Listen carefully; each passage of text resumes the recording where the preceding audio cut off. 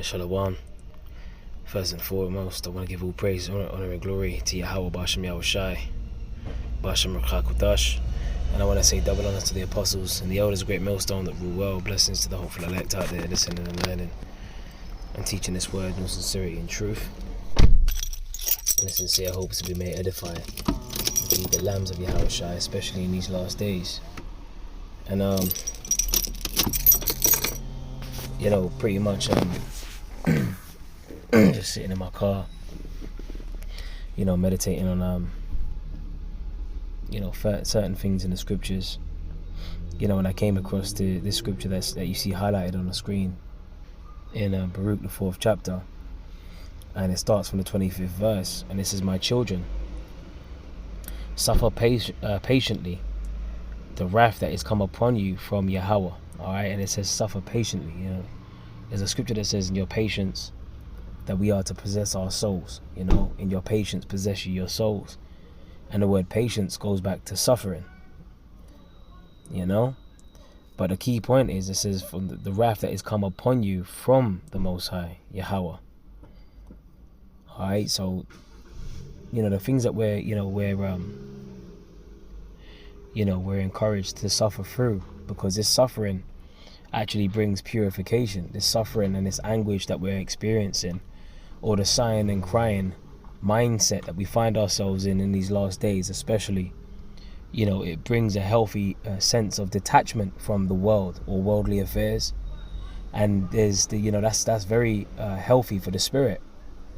Remember the scripture says, that the spirit indeed is willing, but the flesh is weak. The more that we suffer in the flesh, is the more that we gain in the spirit. And in fact, I got a precept just to go with that, and that's in Galatians Galatians chapter 6, I believe. Let me see if I can pull this one up, because it speaks about those that sow into this of the flesh.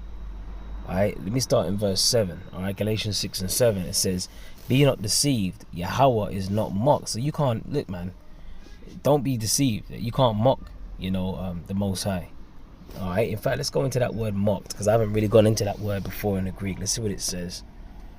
Or not that I remember anyway. But I'm going to do it now nonetheless.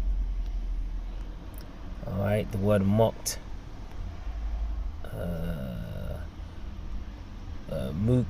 Mukterizo. Alright. And it says to turn up the nose or sneer at, to mock or deride. Alright, to turn up the nose, like to sneer at. Like you're just taking the piss out of somebody. Let's go into the Google definition for mock. Yeah, to tease or to laugh at in a scornful or contemptuous manner. So you can't do that to the Most High, man. And why? Because ultimately, everything that we do, is controlled by Him, by the Most High. Remember, the scripture says, man, because you've got people out there thinking that they got free will, but the thing is, the scriptures say clearly that the man's goings are of the Lord. How then shall a man understand his own way? So how can you tease or snare at or in a scornful manner or contemptuous manner to the Most High when the very fate of your life is in His hands? So you can't, if you are going to do that, that shows pride. And the scriptures speak about the beginning of pride is when one falls from his maker. All right, and that's a foolish mindset to have. So let's read it again. It says, be not deceived, Yahweh is not mocked. For whatsoever a man soweth, that shall he also reap. So you reap what you sow, man, as the saying goes. Well, as the scriptures is telling you, whatever you sow, you're gonna reap. What goes around comes around. All right, and that's why you got people out here, they wanna chat shit about this, about the prophets. They wanna chat shit about the doctrine. They want to add and take it away from the truth. They want to scoff and scorn. They want to, because they got a spirit of unbelief. But the Lord has given them that spirit of unbelief. All right, yeah, the Lord gave them the spirit of unbelief. Remember, the scripture says the spirit, the spirit of deep sleep that's been put upon them. Yeah, that's from the Most High. All right, it says, for he that soweth to his flesh shall reap of the flesh corruption. Right? So ultimately, that's why the scripture says in John 6 and 63. Let me go to that one real quick. Okay. It is a spirit that quickeneth, the flesh profiteth nothing. All right, and when you go into that word quickeneth in the Greek is zupoel, which means to make alive. All right, this is the words that I speak unto you. They are spirit and they are life. So this word gives us life. All right, the flesh don't profit us, man. You pretty much investing in the flesh. Don't you know that the scripture says the fashion of this world shall pass away? All right, and that's why us suffering in the flesh, it builds a healthy relationship or a stronger bond through suffering toward Yahweh Bashem Yahweh Shai, and that's a beautiful thing. All right, as we're made alive, as we're quickened, right, in the spirit, because the flesh don't profit. Because you sowing into the flesh, that's basically corruption, which that's what the scripture said in Galatians 6 and 8. For he that soweth to his flesh shall reap of the flesh corruption. But he that soweth to the spirit shall of the spirit reap life everlasting. So what do we have when we believe, when we had faith mixed with the word? We have life everlasting. Okay, that's why the scripture said, these words that I speak unto you, they are spirit and they are life. That's why Yahweh Shai said that, man. There's a scripture that says in Proverbs, is it 20 and 13? I want to say, let's see if it's in Proverbs 20 and 13.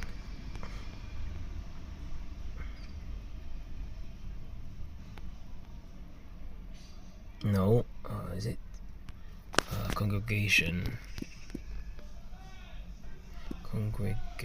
of the dead? Let's see. 21 and 16. Selaki, excuse me. It says, the man that wandereth out of the way of understanding. The understanding of what? This word. Alright? And faith has to be mixed with the word for it to profit you. That's why the scriptures say in Hebrews 4 and 2, for unto us was the gospel preached as well as unto them, but the word preached did not profit them, not being mixed with faith in them that heard it. Alright? So if you wander out of the way of understanding, alright, of this word that's supposed to quicken us, alright, that makes us alive, right? It says shall remain in the congregation of the dead. So you're really spiritually dead. All right, you're dead from the neck up, as the apostles always say. You're dead from the neck up. All right, and the Lord has kept you from this truth. All right, and so that you continue to reap corruption as you sow in the flesh. Galatians 6 and 8. He that soweth to his flesh shall of the flesh reap corruption. But he that soweth to the spirit shall of the spirit reap life everlasting. That's why Yahweh Shai said in John, is it John 8? No, John 8 and 44. Let's see if it's in there.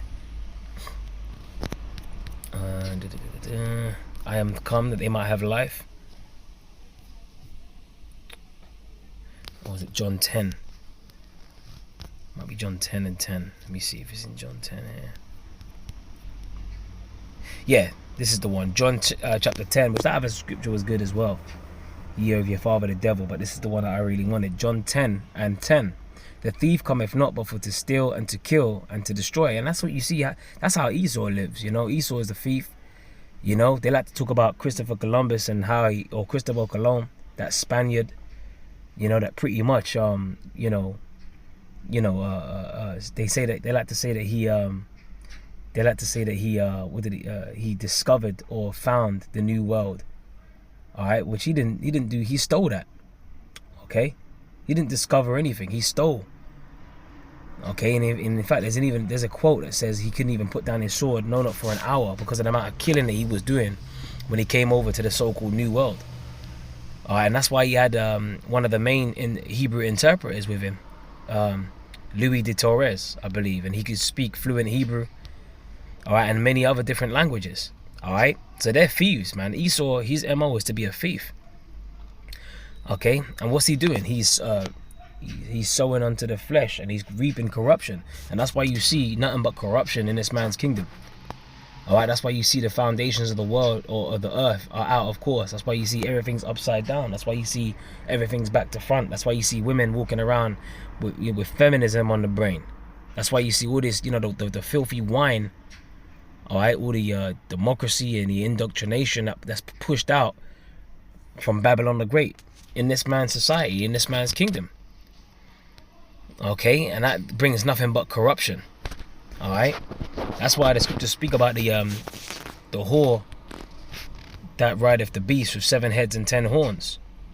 Okay, and in the cup that she had was filled with abominations. All right. Right, Revelation 17:4. The woman was arrayed in purple and scarlet color, and decked with gold and precious stones and pearls, and having a golden cup in her hand, full of abominations and filthiness of her fornication. So we can see the abominations, okay? And what are we supposed to do that we see it? We get vexed, we call it out, we cry aloud and we spare not. We tell our people to come out of the ways of the wicked. We tell our people to backtrack from the ways of corruption. We tell our people to, to reap of, of the things of the spirit, to sow of the things of the spirit rather than the flesh, because this kingdom pushes out nothing but abominations and filthiness. All right, and fornication is what? Spiritual adultery, going after other gods, pretty much idolatry. All right, which the Lord is heavily against that. Okay, the Lord told us that we shall have no other gods before him. All right, so in fact, there's another scripture that I can get. I think it's Revelation 19, because we're speaking about corruption. It's Revelation 19 and is it 19 or is it 18?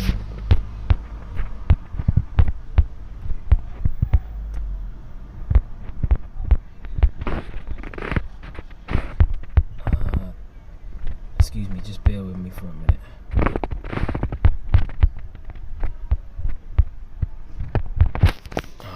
Full of corruption.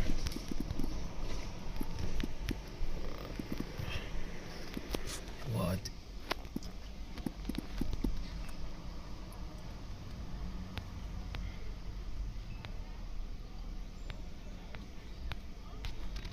Excuse me, just bear with me real quick.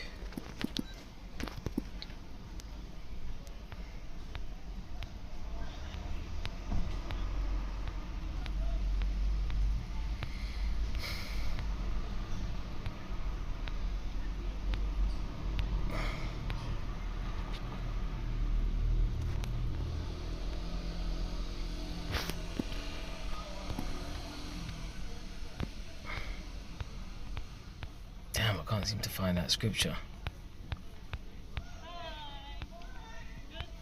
Where is it? I can't seem to find it right now, man, but that's really bugging me.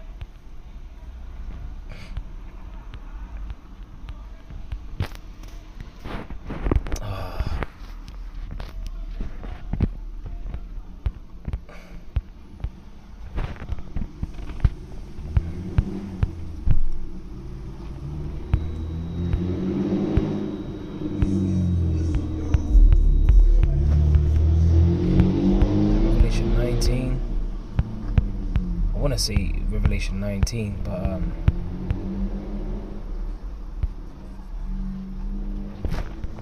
was it 18? It might be 18.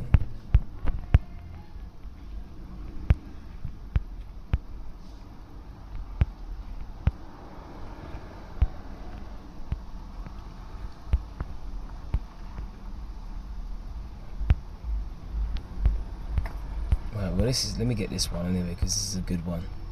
Alright, Revelation 18 and 19. And they cast dust on their heads and cried, weeping and wailing, saying, Alas, alas, that great city wherein were made rich. Alright, all that had ships in the sea by reason of her costliness. For in 1 hour is she made desolate. And that 1 hour is talking about destruction of Babylon the Great, which is America. Alright, and I remember Elder Apostle Tahar saying it could actually be that 1 hour could be referring to the 10th part of the city that fell. There's a precept that speaks about the 10th part of the city, which the Lord could do it, could actually break down Babylon, in stages. Okay? Because if all the nukes were to be launched at one time, it'd only take a matter of minutes for Babylon the Great to be destroyed. So that makes perfect sense, So, I just had to, someone just tried to come up to the car. So 1 second. But yeah, so that makes perfect sense to us.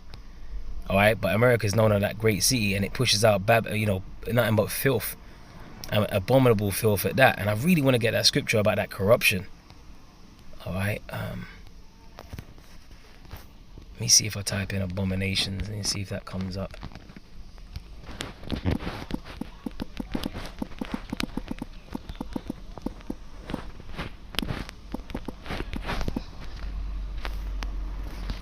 see.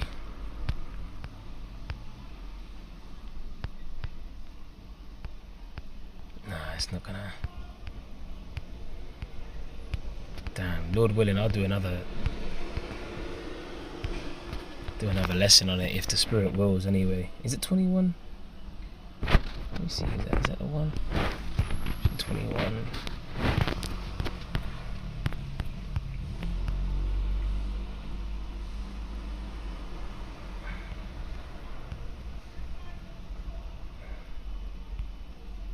No, that's not the one, but that's a good one anyway. But anyway, yeah, by reason of her costliness, and the reason why I precepted that with Revelation 17 is because it went into how she was decked in verse 4. Let's read it again. And the woman was arrayed in purple and scarlet color, decked with gold and precious stones. Yeah, that's that costliness, and that's America. When you look at America, everyone wants to go to America to make it. So this lesson's taken a turn. It's actually gone into prophesying against Babylon the Great. Well, hey, it's a spirit. We don't control, what comes out of our mouth. All right, and that woman represents America. All right, and purple represents royalty and nobility. Okay. All right, and scarlet color, and scarlet goes back to that red. All right, and Esau or in Edom is interchangeable.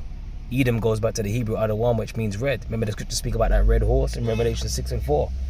And that power was given unto them to take peace from the earth, and that there was given unto them a great sword. So Esau has been given the blessing of the sword, and what's he done with that? He's pushed out nothing but filth and abominable behaviors. All right, and that's why we sigh and cry for all the abominations that are done in the earth. So this woman, America, that was arrayed, decked with gold and precious stones and pearls, she had in her hand a golden cup full of abominations and filthiness, man. All right. And that's that fornication, and that filthiness, goes into all of the filth that they push, man.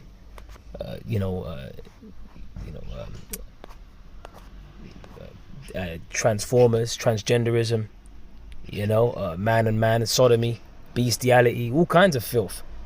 Bravery awards for cross dressers and people, changing their plumbing, so to speak. That's abominable, man. Putting the woman in front of the man. The music industry, propping Jake up, Jake, the vilest Jakes that are exalted in the hood, getting record deals to push out abominable, filthy lyrics about adultery and murder, drug taking, drug selling. I mean, and the list goes on. And that's the reason, you pretty much being a part of this world, you're going to reap corruption, because you sowing into the flesh. You got people that go hard, trying to come up with the next album, and it's nothing but filth and abominable lyrics that they're pushing out on them records. All right, so what are they doing? They're sowing corruption, so they're gonna reap corruption. They're sowing to the flesh. All right, and this is perfect. Now I can go into John 8 and 44. Ye are of your father the devil, and the lusts of your father ye will do. He was a murderer from the beginning, and abode not in the truth. So the lusts of the flesh, they lead to death, man. Remember, the scripture says that the wages of sin is death. All right, but the scripture says, who shall lay charge to the Most High's elect? See, we're trying to do the right things. The scriptures speak about the damn, the scripture just escaped me there. We're trying to do the right things. The rehearsal of the righteous acts to the best of our ability. So we're not given to the lust of the flesh, even though we do go off. The scripture says, that's why the Apostle Paul said what? That which I want to do, that which I don't want to do, that I do, but that which I don't, that which I want to do, that I don't do. Loosely paraphrasing. Scripture says, if the Lord should mark our iniquities, who shall stand? So we're in the flesh, but we're striving, for perfection, and the Lord knows our heart. Okay? So we're not like openly investing in the flesh out here, man. We're trying our best. And that's why I read the scripture, that be not deceived, the Most High is not mocked. You can't pull the wool over the Lord's eyes. You can't mock the Lord, and come on, man. All right, and furthermore, we're in a situation that we're in because we're suffering, man, as a nation, because we went off. All right, which goes back to that scripture in Baruch that I was reading. All right, so let's get back into Baruch 4 and 25. My children, suffer patiently the wrath that is come upon you from Yahweh. for thine enemy have persecuted thee, but shortly thou shalt see his destruction and tread upon his neck. And that's when corruption is going to come to an end, man. All right, what's that? 2nd Ezra 6. All right, let's see if we can get that scripture. Was it 5?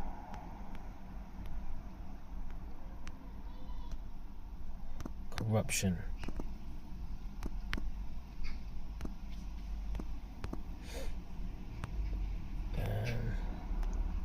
I'm not even typing it in the right type of search bar here. Let me type it. There you go. Right, Apocrypha. Yeah, 2nd Ezra 6 and 28. Well, let me start from 27. It says, for evil shall be put out, and deceit shall be quenched. As for faith, it shall flourish. Corruption shall be overcome. And the truth, which have been so long without fruit, shall be declared. Corruption shall be overcome, man. All right? Yep. So that faith, man, is flourishing in these last days, and corruption's getting overcome. That's why the scripture says in 2 Corinthians 10 and 4, for the weapons of our warfare are not carnal, but mighty through the Most High to the pulling down of strongholds. You know? So we're, literally through the Spirit, we're pulling down all the corruptible filth of this world. Corruption is being overcome, and it starts with this word. It says, and the truth, which have been so long without fruit, shall be declared. And the truth is being declared. All right, and that's why these devils, they want us off the internet, man. All right, because ultimately, their kingdom is being torn apart by this word. All right, the deceit is being quenched. All right, corruption is being overcome. Now, through the Spirit, I managed to find that scripture that I was looking for. It wasn't spelled corruption, it was corrupt. Which usually, when I type it in on like a search engine, it usually comes straight up, whether it's corrupt or corruption. Especially if I type in Revelation after the word, the key word. But this is the point that I wanted to get. This is Revelation 19 and 2. It says, for true and righteous are his judgments. For he have judged the great whore, which did corrupt the earth with her fornication. There you go. All right. So this America has corrupt the earth for their fornication. That's spiritual adultery. Okay. And have avenged the blood of his servants at her hand. So this is what the Lord's going to do. And that's going to serve to magnify his name. The level of destruction he's going to bring, you best believe it's going to serve to magnify the name of the Lord. Yahweh Ba'ashem Yahweh Shai, man. All right. For righteous are his judgments, man. And that's why ultimately, man, we're being judged right now. All right. The place of judgment under the sun. This is where we're at. We're being judged for the things that we've done, not just in this life, but in our past lives as well. All right, so everything that we get, we deserve. And that's why I'm reading the scripture, all right? Back in Baruch 4 and 25, my children, suffer patiently the wrath that is come upon you from Yahweh, for thy enemy have persecuted thee. So it's coming from Yahweh. But surely thou shalt see his destruction and tread upon his neck. Yeah, corruption being overcome. Now it's happening in the spiritual sense now through this word. All right, because we ain't carnal. Remember, the weapons of our warfare are not carnal, but mighty through the Most High. The Lord told us to wait ye upon him, and that's in the word. We're being spiritual. Okay, we ain't jumping the gun. And furthermore, we ain't strong enough to come up against this devil. He's got drones and all kinds of heart attack guns and satellites and all kinds of technology to take us out. All right, it says, my delicate ones have gone rough ways and were taken away as a flock caught of the enemies. Be of comfort, O my children, cry unto Yahweh, for ye shall be remembered of him that brought these things upon you. So the Lord brought these things upon us, man. All right, we moved the Lord to wrath. Right, the scripture says, what you were sold unto your enemies, not for your destruction. All right, let me see if I can get that scripture. Sold unto your enemies, not for your destruction.